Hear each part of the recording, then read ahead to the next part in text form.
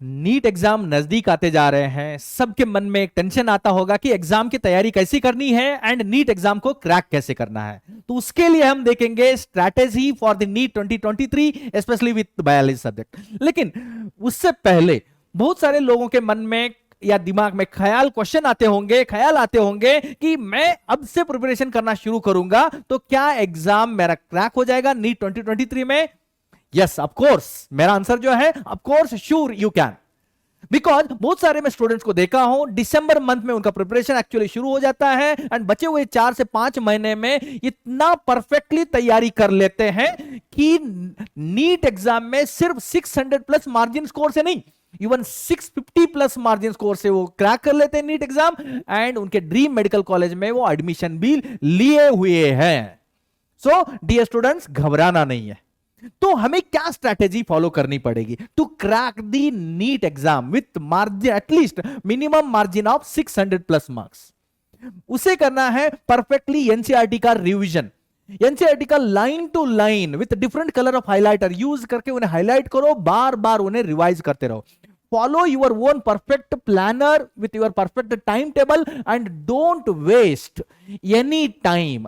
कौन सा भी टाइम को वेस्ट नहीं करना है, each and every bit of time को परफेक्टली यूज करना है without wasting yourself in front of electronic gadgets और social apps. Then solve the maximum question papers with perfect time limit. Time लगा के questions को solve करने की आदत रखो and don't forget to solve the previous year question papers within a frame limit of time limit of 3 hours। 3 घंटे में या प्रीवियस ईयर के सारे क्वेश्चन पेपर सॉल्व करने की आदत रखो, उससे आपका टाइम मैनेजमेंट भी अच्छी तरह से सीख जाओगे and perfectly question paper solve करना शुरू करोगे। एंड क्वेश्चन पेपर सॉल्व करते समय ओएमआर सीट यूज करना शुरू करो। एटलीस्ट जो ओएमआर सीट होते हैं उसका प्रिंट ले लो एंड उसके ऊपर बबलिंग करना प्रैक्टिस करो, तो उससे आपको ओएमआर सीट की भी अच्छी तरह से आदत लग जाएगी। नेक्स्ट, यूजुअली नीट में क्वेश्चन पेपर का पैटर्न क्या रहता है? What is the pattern?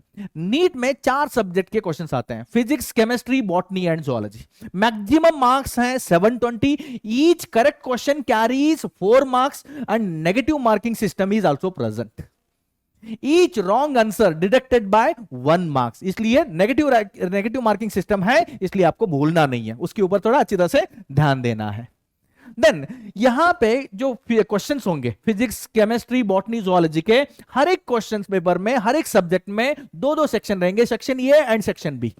Section A में 35 क्वेश्चंस रहेंगे and all the questions are mandatory. सारे क्वेश्चंस आपको कंपल्सरीली अटेंड करना है।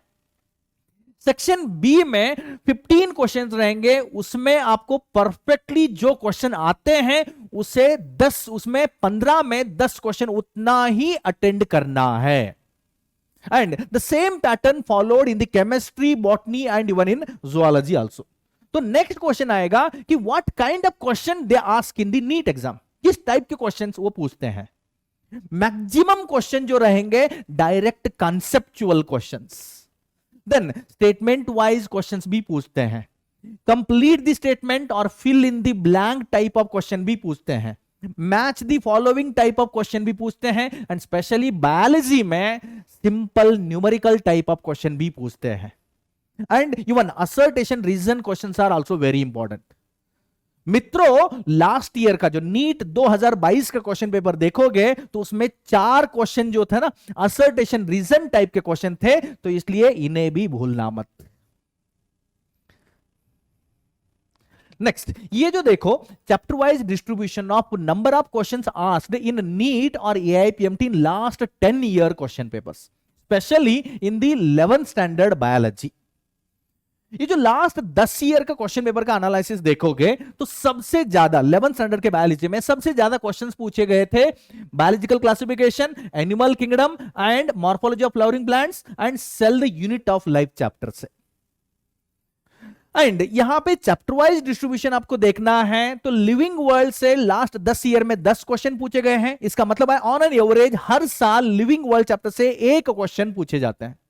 देन बायोलॉजिकल क्लासिफिकेशन से 10 साल में 52 क्वेश्चंस, प्लांट किंगडम से 33, एनिमल किंगडम से 40, then morphology of flowering plant 44, anatomy of flowering plant 34, structural organisation in animals 24, cell the unit of life 47, biomolecules 30, cell cycle and cell division 25, transport in plants 18, mineral nutrition 14, photosynthesis in higher plants 17, respiration in plants 12, plant growth and development 15, digestion and absorption 24, breathing and exchange of gases 21, body fluid and circulation 31, excretory product and elimination 17, locomotion and movement 19, neural control and coordination 27, and chemical coordination and integration 25 questions पूछे गए हैं. Next, यहां पे एक data देखो, there is a chapter wise distribution of number of questions asked specially in the NEET 2022 11th standard biology. अब ये data मैं आपके सामने क्यों प्रेजेंट कर रहा हूं? बिकॉज जो नीट 2022 का जो क्वेश्चन पेपर था, उसी टाइप का क्वेश्चन पेपर हम एक्सपेक्ट कर सकते हैं 2023 के नीट एग्जाम में भी. लेकिन इसमें देखोगे तो पहले वाले जो ग्राफ में देखोगे तो biological classification, morphology of flowering plant, then animal kingdom and cell the unit of life से सबसे ज्यादा क्वेश्चन पूछे गए थे. लेकिन वही 2022 का नीट का पेपर देखोगे तो उसमें ज्यादा क्वेश्चन कहां से पूछे गए? Anatomy of flowering plant, then structural organisation in animals and cell cycle and cell division से सबसे ज्यादा क्वेश्चन पूछे गए हैं. मित्रों, इसका मतलब है कि हर साल chapter wise distribution of questions from in the NEET exam जो है ये इक्वली नहीं होता है. एवरी ईयर जो chapter wise distribution of question जो है ये पैटर्न चेंज होती रहती है. इसलिए सारे चैप्टर इंपॉर्टेंट है, आपको सारे चैप्टर्स के ऊपर ध्यान देना है. एंड 2022 का जो नीट पेपर देखोगे तो चैप्टर वाइज डिस्ट्रीब्यूशन कैसा था देखो. लिविंग वर्ल्ड से एक क्वेश्चन था, बायोलॉजिकल क्लासिफिकेशन से 2, प्लांट किंगडम से 3, एनिमल किंगडम से 3, मॉर्फोलॉजी ऑफ फ्लावरिंग प्लांट से 3, एनाटॉमी ऑफ फ्लावरिंग प्लांट से 5, structural organisation in animal 4, cell the unit of life 2, biomolecule से 3, cell cycle and cell division 4, transport in plants 3, mineral nutrition 2, photosynthesis in higher plants 1, respiration in plants 3, plant growth and development 2, digestion and absorption 2, breathing and exchange of gases 2, body fluid and circulation 2, excretory product and their elimination 1, locomotion and movement 2, neural control and coordination 1, chemical coordination and integration 1 question पूछा गया था.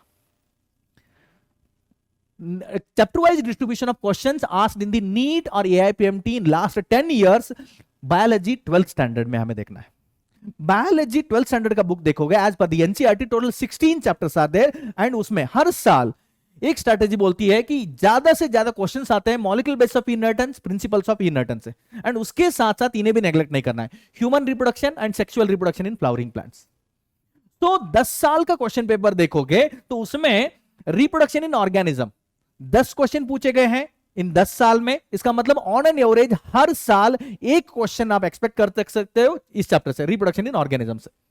Sexual reproduction in flowering plant 49 question, human reproduction 44 question, reproductive health 23 question, principles of inheritance and variation 50 question, molecular basis of inheritance 52 question, evolution 36, human health and diseases 36, strategies for enhancement in food production 19 question, microbes in human welfare 30, biotechnology principle and processes 34, biotechnology and its application 20, organisms and population 25, ecosystem 29, biodiversity and conservation 27 and environmental issues से 37 question पूछे गए हैं.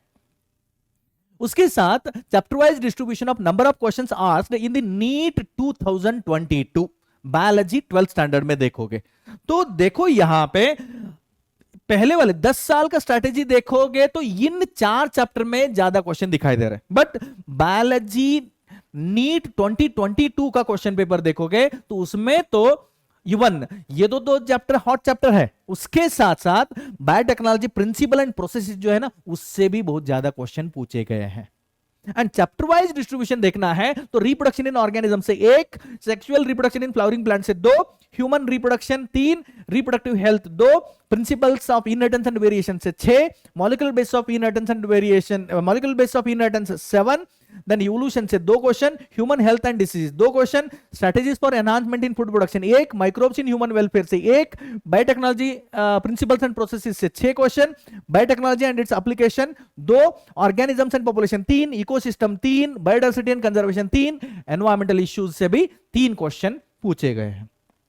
मित्रों, आपको success पाना है, तो इसलिए डिस्ट्रैक्ट मत होना, फोकस रहो आपके गोल के ऊपर एंड कीप ऑन लर्निंग। इतना फोकस रहो कि कोई भी आपको डिस्ट्रैक्ट ना करे, आइदर इट में बी इलेक्ट्रॉनिक गैजेट्स हो और सोशल एप्स हो, उनसे डिस्टर्ब नहीं होना है। आपके गोल के ऊपर इतना फोकस रहना है कि नीट 2023 के रिजल्ट के दिन आपको इतना रॉक करना है, इतना रॉक करना है कि क्राउन ऑफ सक्सेस आपके पास हो, एंड उसके साथ साथ अपकमिंग ईयर्स में आपके गले में स्टेथोस्कोप भी रहे।